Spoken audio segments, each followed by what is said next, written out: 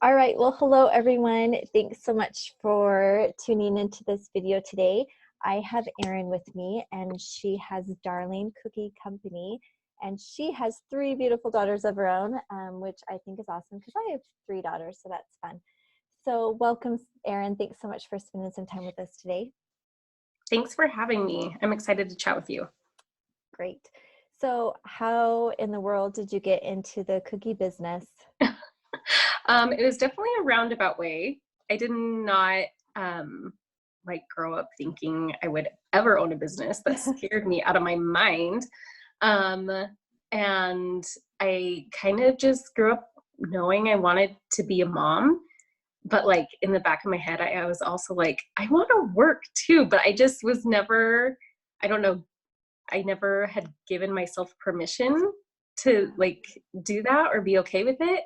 And so when I had my first daughter, I still wanted to work. And so I went back to my secretary job, and it was an awesome place because they let me bring her with me. Wow. Yeah, and they had a empty office that I could set up a playpen in and everything. So it was like wonderful because I was like, oh my gosh, this is the best of both worlds.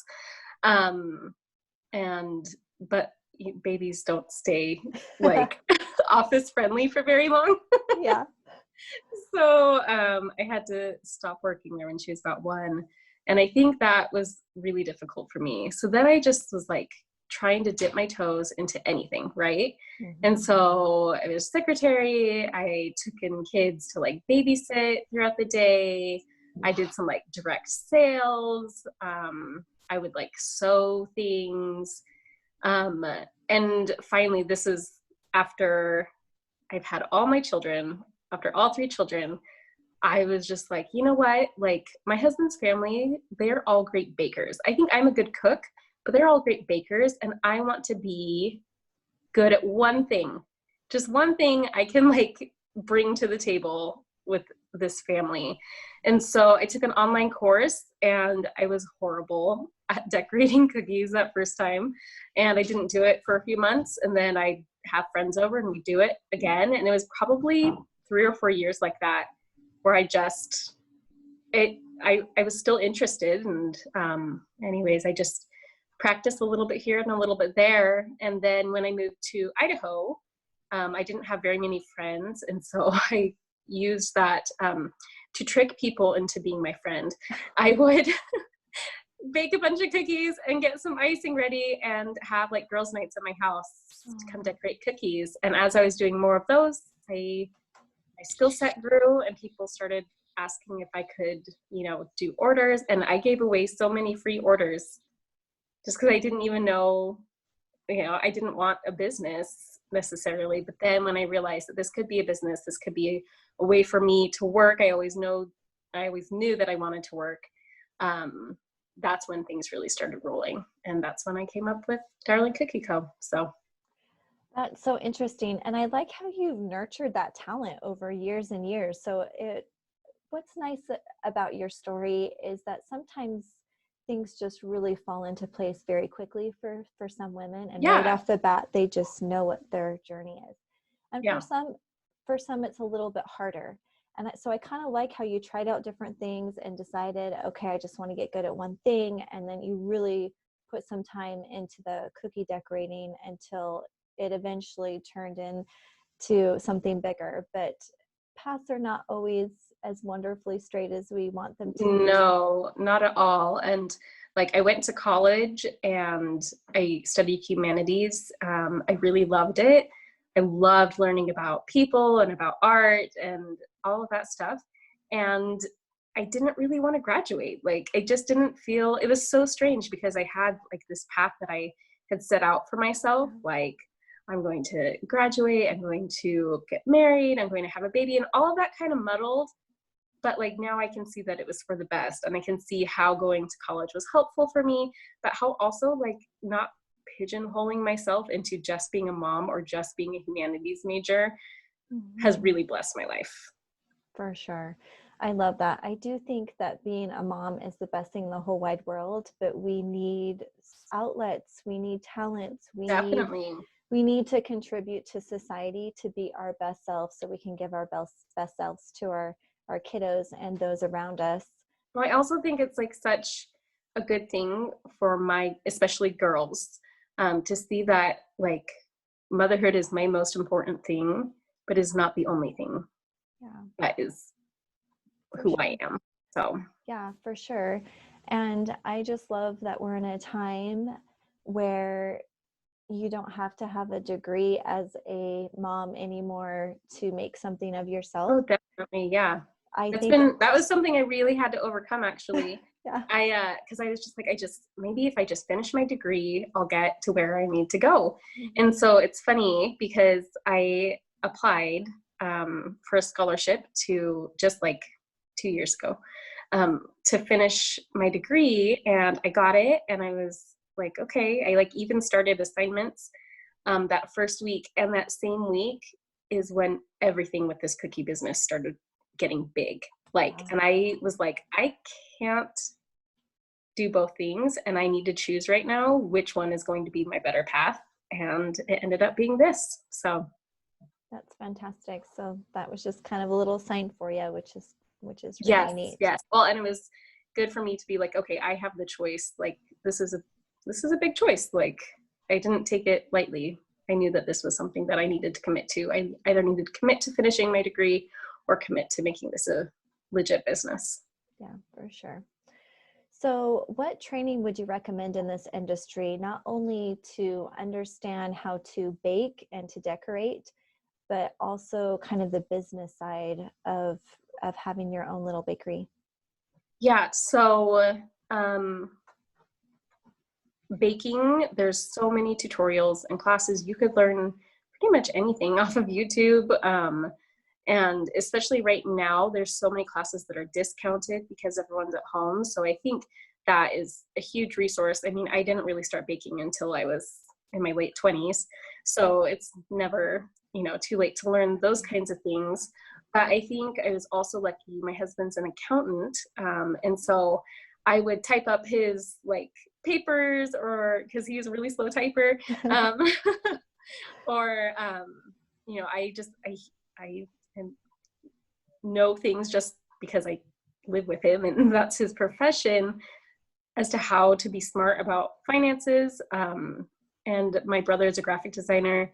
And so he really helped me with branding right at the beginning, just making sure that was solid and across the board.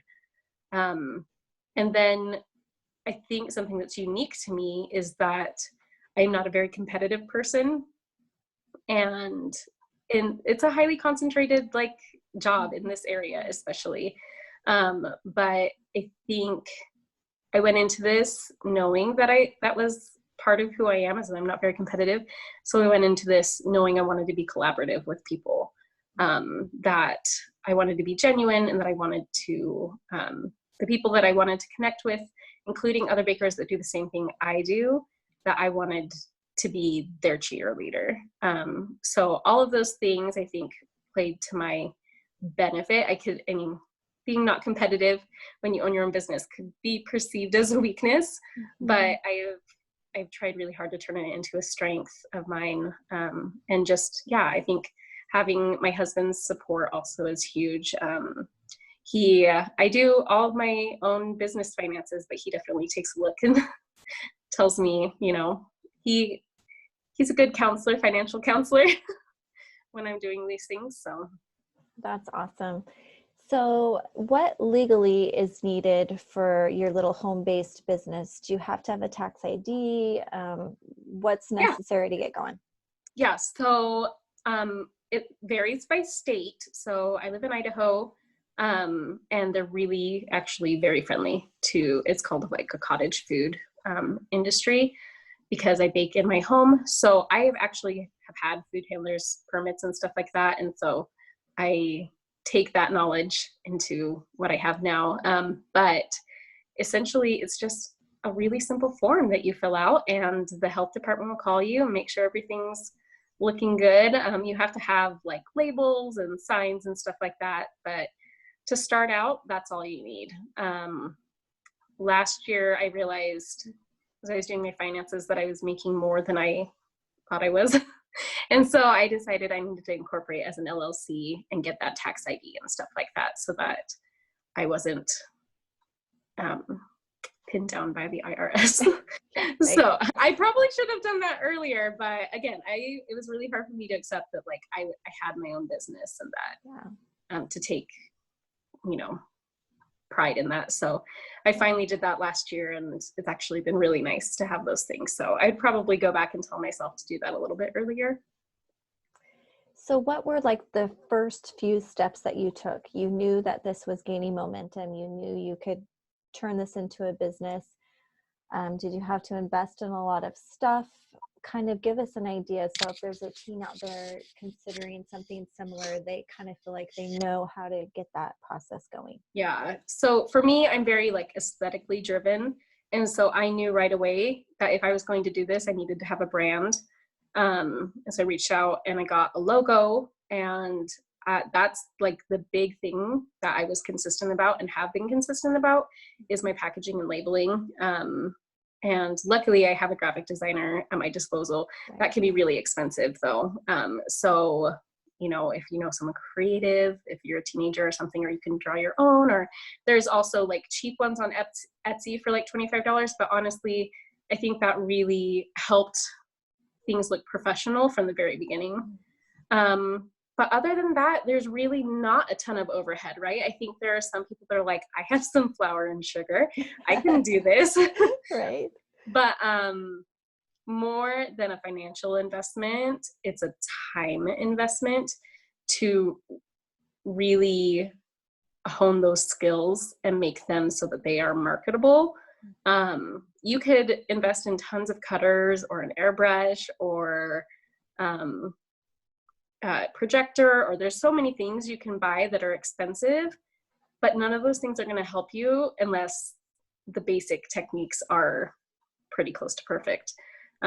So really, I just took my time with the supplies I had on hand, and made sure that I was at a really good place, that I was confident in what I was offering in marketing, and that it was something that I'm a frugal person. And so I like, sometimes I'm not even my own like customer base, because I'm like, who would pay $70 a dozen for cookies? I wouldn't, but there are people who would, and I want to make sure that it's worth their money.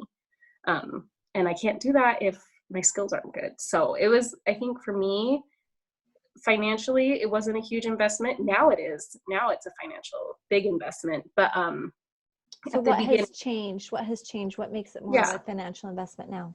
So, well, I'm paying taxes now. Right. So that's part of it. But I also just have a bigger client base right now. And so I'm buying hundreds of dollars worth of butter at Costco. You know what I mean? I'm not just like picking up 1 4-pack, like I'm picking up 20. Right. Yeah, that's a And big so I have to, you know, have that in my bank account. Also, I pay for venues.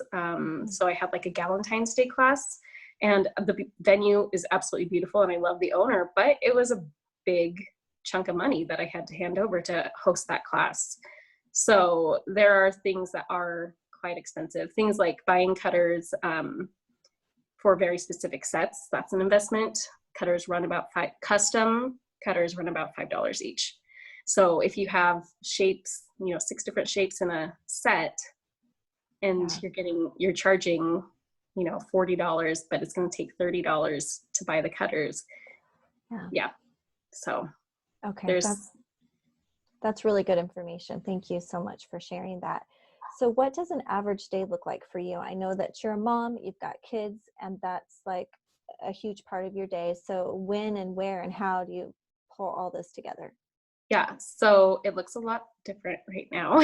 Right. My kids go to school and they are all older. So my 2 older ones go to school all day, and then I have a kindergartner, but you know, in the fall, hopefully they'll be going to school all day. So right now they're all home. So I've had to actually pull back from my business because I recognize that I can't be their teacher and this and still be sane. And so, but on a normal, average, non-quarantined week, I would get my kids ready for school, send them off. Me and my littlest one would either go to the gym or go to her dance class or do chores around the house. And then I drop her off at school. And then I have a 3-hour break that is just for me. And I have a weekly schedule that I do. So on Monday, I mix my dough and my icing. On Tuesday, I bake. On Wednesday, I flood. On Thursday, I detail. On Friday, I package and photograph. And the orders are out during the weekend. So I have set up so that I only accept orders for pickup on Fridays and Saturdays so that I can keep that schedule and not have to work on the weekends. That was something that I was doing that I realized I really didn't like. So. Right. I love that. That is super organized and that's super smart. So if anyone's watching this video, this interview, really pay attention to that portion, because organizing can make a huge difference in a business. Oh, yeah. If you're just all over the place and you're overburdening yourself, then after a while you just can't continue and it gets really difficult. Yeah. Well, if someone wanted an order on Monday, that would mean my bulk of my work would be on a Saturday and Sunday. And as much as I love this, I want to have a break from it as well. Yeah. So I think that's so smart. I love that so much. So how have you been able to successfully market yourself? Are you strictly through Instagram? How has it all worked out for you that way? Instagram is definitely where I get the most engagement from. So looking at my numbers, Facebook is like miserable. I don't get very many leads or participation on Facebook. Instagram is where it's at for me, but also word of mouth. And that was mostly how it was at the beginning, was just word of mouth.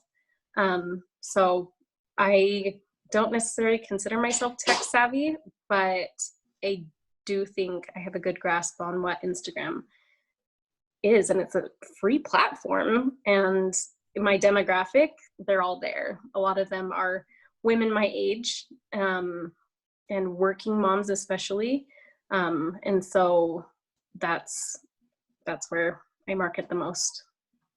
Perfect. So how were the growing pains for you? Was the beginning the hardest? How were you able to kind of get yourself to where you feel like you're a well-oiled machine and you can balance everything that you need to balance? The growing pains were terrible. That first year, oh my gosh, I made so many mistakes. Oh, and I felt like every month I was like, well, I have to learn this somehow. And I would do it and I'd be like, that was awful. The first Christmas I did was terrible. I had this pop-up at the mall. I thought it was going to be so good, and it was okay. And I was really proud of myself, and I still am proud of myself for doing it. But it like seriously burnt me out and sent me into like even like a depression. It was awful. And so I was very cautious going into this last Christmas because I knew that I could burn out like that, just trying to make as much as I was doing. And I was so cautious about it because like the previous year I had hired babysitters and house cleaners, and just I needed all this help to keep my household running at the same time. And this last year I made more cookies and I didn't need as much help. And I just think like becoming more efficient and becoming more aware of like where my strengths were, it took, almost 2 years to figure that out. And so that was really difficult. So the growing pains, I think, were mostly within me.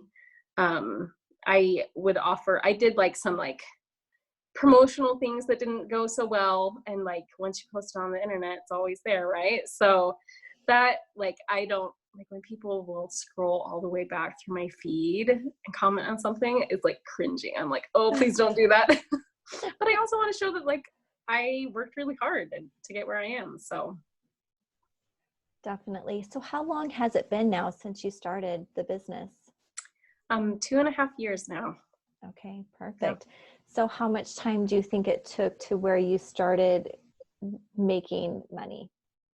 That first year, I didn't pay myself hardly at all. Okay. Everything was going back into the business, whether it was business cards or more labels, or my husband jokes because there's always packages at our door and there are always boxes or bags. Like it's never anything exciting. It's just always more boxes or more bags for my business.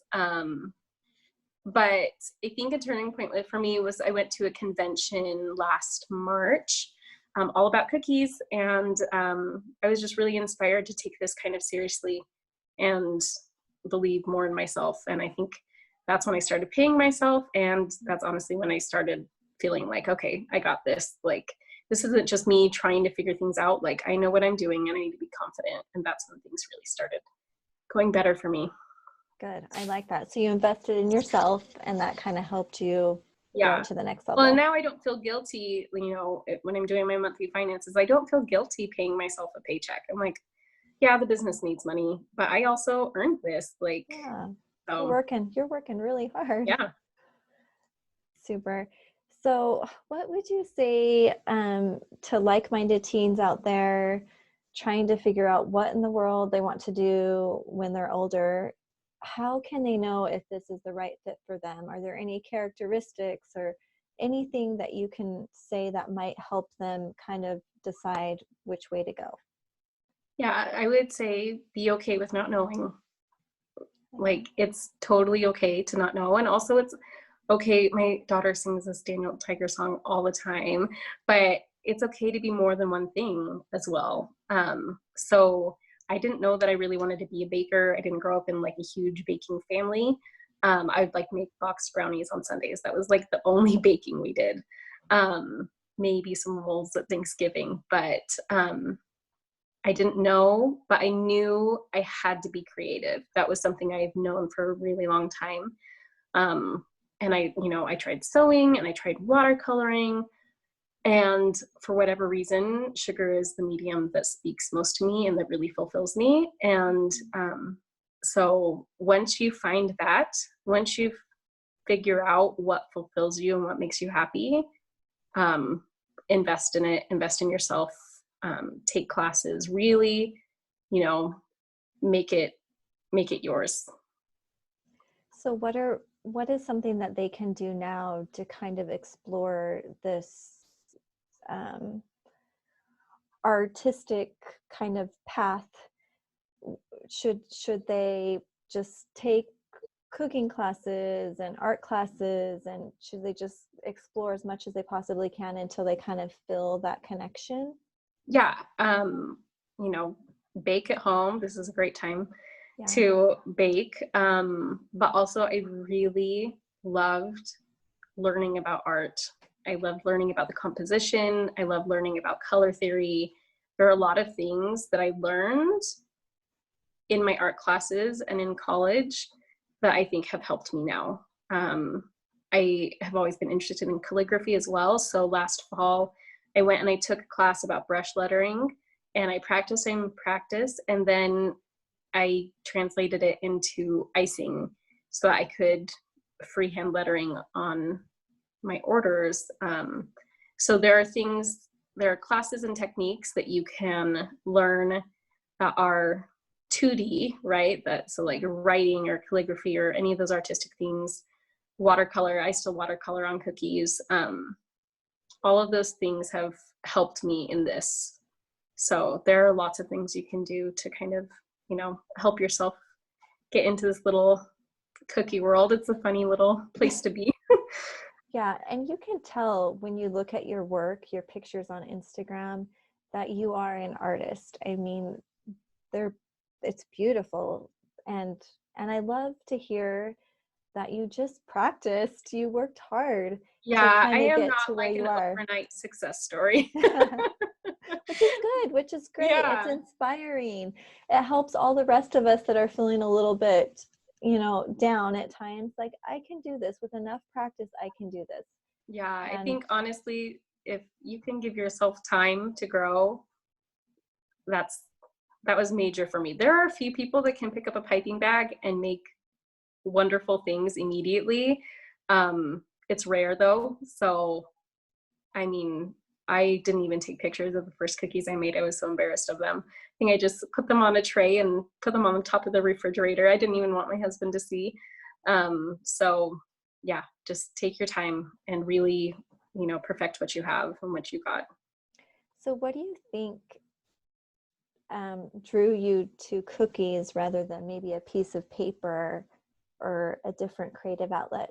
Well, I think I had dipped my toes in so many things, and this was like just something else that I was like, I haven't tried this. And I really, so like, um, very meticulous baking is not necessarily my style. But I could eat cookies all day long. My goodness, I love cookies. And so I really loved that it was a cookie because I like to eat them. But I love that it was, it was art on a cookie. I was like, oh, this is like right up my alley. Like Right. I really, I enjoy this kind of baking. And then to be able to like create something that's beautiful, yeah, that really spoke to me. So I mean, I don't bake cakes. Cakes do not appeal to me. Right. Some people will, like some people that will like be super awesome for them, but like to me, no, like it's cookies. Well, and I like that you have a niche too, because everyone out there I'm finding is zeroing in on just one very specific thing, and they're becoming so successful at it, which is exciting because then we have room for all these different areas of baking Oh too, yeah. and different moms to find success in other areas. But it can be a little intimidating when you have a hard time making up your mind when there's Yes. like different options. You're like, oh, like, can I really commit to this one niche forever? So, Well, I've known people that have transitioned from cakes into cookies into macarons, and there's a lot of those skills that can be, translated into other things. So cookies are really trendy right now, whereas cupcakes were trendy a few years ago.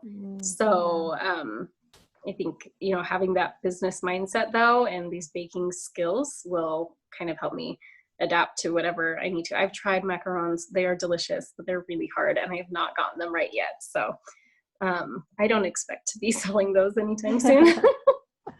which is just fine. So, what do you think are the hardest and the most rewarding parts of your business right now?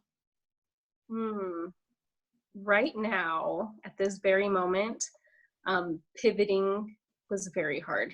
Um, the last custom set I sent out the door, like I almost cried. It was really, really hard for me, but just following state regulations and what I felt was best for my family and my business, it was hard to shut my doors. So that was really emotional, especially because I had worked so hard to have so much momentum. Um, but also burning out is a real thing. I have to be always cautious about how much I take on. I've gotten really good at saying no. Good. It's never easy though, sometimes it's easy. Most of the times it's not. Um, and juggling my kids right now is really difficult. They're home all the time and they're old enough that they can be a little bit independent. Like right now, they're in their rooms, but they're also young enough that they still need a lot of help. And so that has been difficult. On the flip side, all of those things are also the best things right now. I had to pivot and it has actually been really good. One of my goals that I set for myself earlier this year was to take on less orders and to create what I wanted. And I've been able to do that through some virtual pop-ups that are selling out in like 10 minutes. Now, I have done pop-ups before and I do sell out quickly, but this feels different. And so I'm not sure how I can continue that, but that has been really good for me right now. And having more times with my kids, it is a double-edged sword. Yeah. I really enjoy it. So that has been a really good thing, is having more time with my kids. But I won't lie, it has also been a struggle to kind of just, I was used to that 3-hour block every day, 5 days a week to get things done. And now I don't have that. So It's hard to have a consistent schedule right now.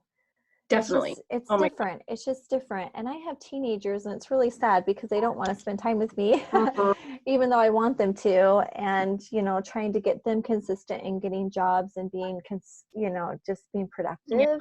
It's been so challenging. So, I mean, there are days that I'm not productive. oh, I'm And sure. that, I'm sure. it's difficult, but I do, it, it has been, I would say like a positive experience to go through this time, even though there have been some really frustrating moments. So Yeah, it's definitely going to be a very interesting year in yeah, history for all of us. And yeah. I do, I'm feeling very grateful though that my business hasn't taken a hit as much as I thought it was going to. So because I was able to be a little bit more creative, yeah. um, it's been really nice to just keep that still afloat and to have the engagement that I've always had, and to have customers still trusting me. So that's been really nice. And I have to say, I've noticed that with a lot of the other small businesses ran by moms, more in the maker industry, I guess. But yeah, everyone's just doing well, which is very interesting and very good. So Yes. it's nice to see that there are options out there that teenagers can look into that can be consistent even when times are a little bit Yeah. uncertain. Yeah. So this has been so great. You've shared so much valuable information. Is there any final word of advice or anything that you would like to leave with teens before we wrap up today? Um, I mean, I've said it before. I would just say, I think it's okay to have a lot of dreams. Um, I really, really wanted to be a mom growing up, and I was taught that that was, very, very important. But in the back of my mind, I just knew I wanted to work as well. And I told that to my husband when we got engaged, and he was fully supportive. And that was scary for me to admit. It was just like, I want to be a mom, but I want to do other things. So I think if I could have told my teenage self, like, it is okay to feel that way, and you should, that's who you are, that's going to bring you joy. And so, like, accept it and be okay with it. And I think maybe if I had that, I would have been able to start a little bit sooner Yeah. with this, because it's really, really been so fulfilling, and it's been so good for my everything, for my mental health, for my spiritual health, Right. for I'm a happier mom. It's been so good for me to do this. So I would definitely tell myself as a teen, like, don't pigeonhole yourself. Like, Yeah. you can have all these dreams and it can all work out. Yeah, and I think that you've been blessed because you have prioritized and it hasn't worked out perfectly from the beginning, Oh but no. you knew what you wanted and you had those goals and everything's coming together. And I think that's what's so exciting that really maybe 10 years ago wasn't even an option for women No, is no. now that they can have the best of both worlds. Yeah, I do think there's also been a cultural shift where, Definitely. it's totally normal to have a side hustle. Right. So yeah. It is. And it's harder to survive these days without Oh the yeah, the spouse bringing in money in one way or another. But that's what definitely. I That's why loved. we brought, oh, sorry. No, go That's why ahead. we moved to Idaho, was Yeah. because we couldn't survive in Oregon with solely one income. Yeah.